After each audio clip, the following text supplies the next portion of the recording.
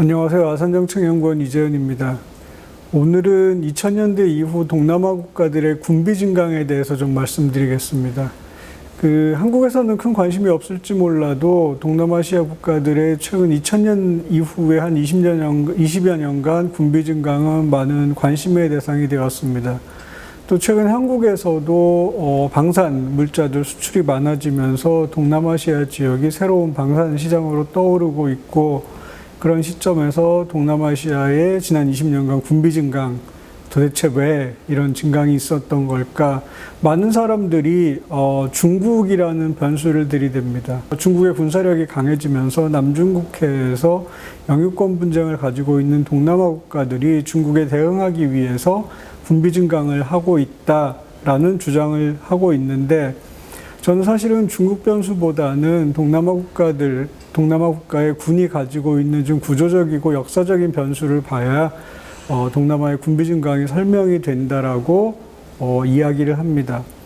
말레이시아나 싱가포르, 그리고 인도네시아, 베트남 이런 나라들을 중심으로 해서 2000년대 이후에 절대적인 국방비도 크게 증가했고, 또 싱가포르, 브루나이 같은 경우에는 GDP 대비 국방비 지출이 한국이나 동아시아 평균을 크게 뛰어넘는 그런 수준을 보이고 있습니다. 국방비가 크게 늘어나면서 외부로부터의 무기 수입도 같이 덩달아 늘어나고 있습니다.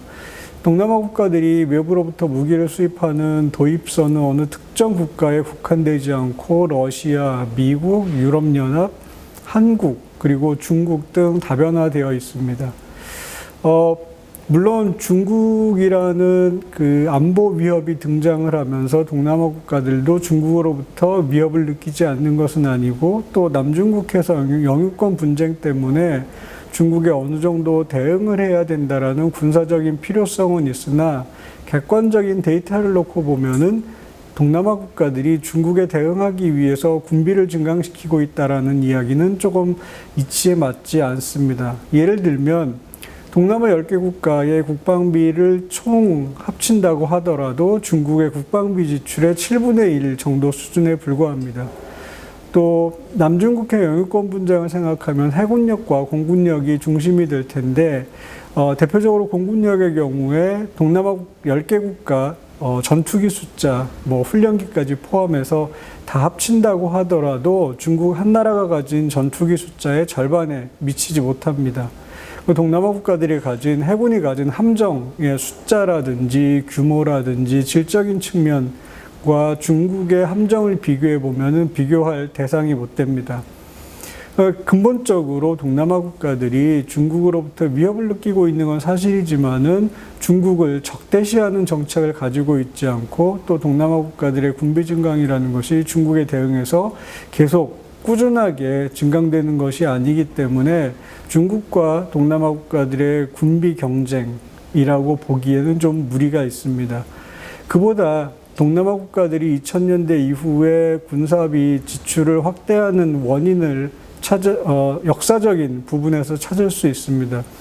일반적으로 동남아 국가, 특히 인도네시아나 태국, 미얀마, 베트남 같은 나라들에서 군이 사회적으로 상당히 강한 세력이라고 이야기합니다. 그런데 이 군이 강하다라는 이야기는 동남아시아에서 군이 국내 정치 문제, 사회 문제에 많이 개입했다라는 이야기지 군사력 자체가 강하다라는 이야기는 아닙니다.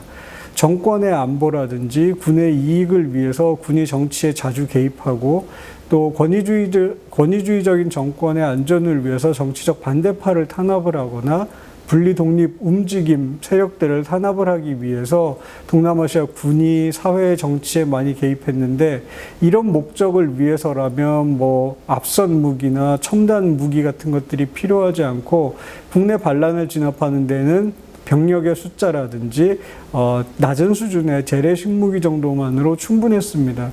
따라서 꽤 오랫동안 동남아시아 군은 첨단 무기를 구비하고 군을 현대화시키는데 그리 큰 관심을 가지지 않았습니다. 이것보다 더 중요한 것은 냉전 기간 동안 미국에 의해서 동남아시아 국가들의 안보 우산이 제공이 됐기 때문에 동남아시아 국가들은 국방력 증강에 해야 될 자원을 돌려서 경제성장이라는 방향으로 투입을 했습니다.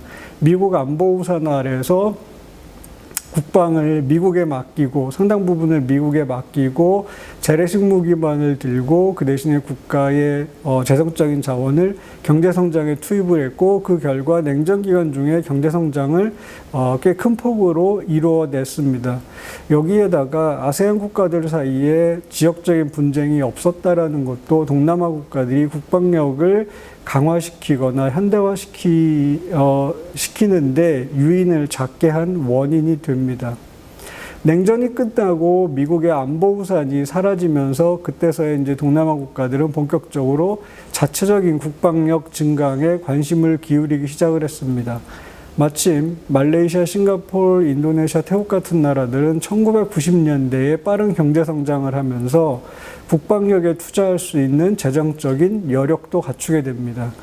남중국해 문제도 있긴 하지만은 최소한 중국에 대항해서 창피하지 않을 정도로 중국 해군 함정과 대치해야 되는 최소 억제력을 확보해야겠다라는 필요성도 있고 군의 현대화 필요성도 있고 거기에 경제 성장을 통해서 얻어진 재원까지 더해져서 2000년대 이후에 동남아 국가들의 군비 증강이라는 현상이 나타나게 됩니다. 앞으로도 동남아 국가들의 군비 증강은 한동안은 계속될 것으로 보입니다. 남중국해에서 중국의 함정에 맞서기 위한 최소 억지력 확보를 위해서 또 자국의 사이즈에 맞는 적정 규모의 국방력을 가지기 위해서 그리고 국내적으로 군이 정치에 개입하는 것을 벗어나서 이제 외부의 적에 관심을 가져야 되는 상황에서 최소한 외부 적으로부터 자신을 방어하기 위한 국방력을 갖추기 위해서 군의 현대화를 추진하고 있는 것이 동남아 국가들의 현실입니다. 이런 동남아 국가들의 국방비 증가 추세가 한국에 대해서 갖는 함의도 있습니다. 한국 지난 정부의 신남방 정책이라든지 이번 정부의 한아세안 연대 구상은 동남아 국가들과 안보 협력, 전략적인 협력, 그리고 국방 협력에 대해서 계속 강조해 왔습니다.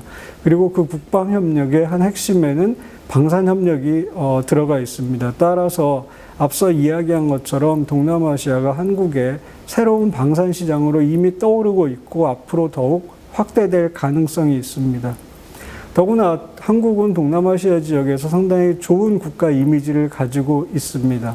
강대국과 달리 믿을 만한, 신뢰할 만한 상대라는 이미지를 가지고 있고 동남아 국가의 군이 현대화를 추구할 때 미국이나 중국, 러시아가 개발하는 최첨단 무기를 원하는 것은 아닙니다. 신뢰할 수 있고 적정한 가격을 가진 최첨단이 아닌 2선급의 무기들을 원하고 있습니다. 그런 무기들을 공급할 수 있는 방산물자를 공급할 수 있는 국가는 그리 많지 않고 한국은 그런 국가 중에 하나입니다.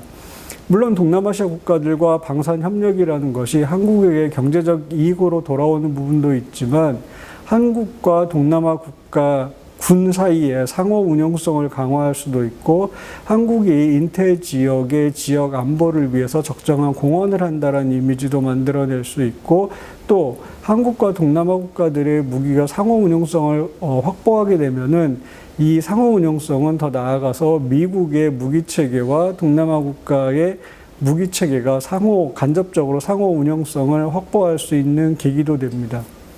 그래서 방산협력은 동남아 국가들과 한국 사이 관계에서 대단히 중요한 이슈로 떠오를 것 같습니다.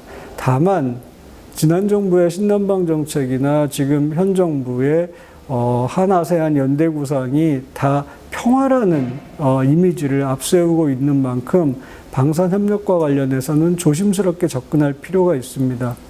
명확하게 한국의 동남아 국가들의 군 현대화를 위해 지원하는 것은 동남아 국가들이 최소한의 적정한 국방력을 갖추어서 지역의 평화에 이바지할 수 있게 하는 목적이다라는 그런 큰 명제를 명확하게 하고 시작을 해야 될 것입니다.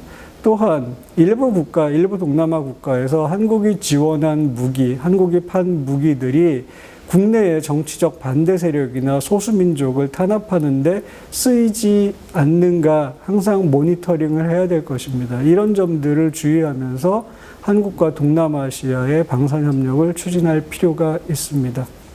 네, 이상으로 영상 이슈 브리프를 마치겠습니다. 감사합니다.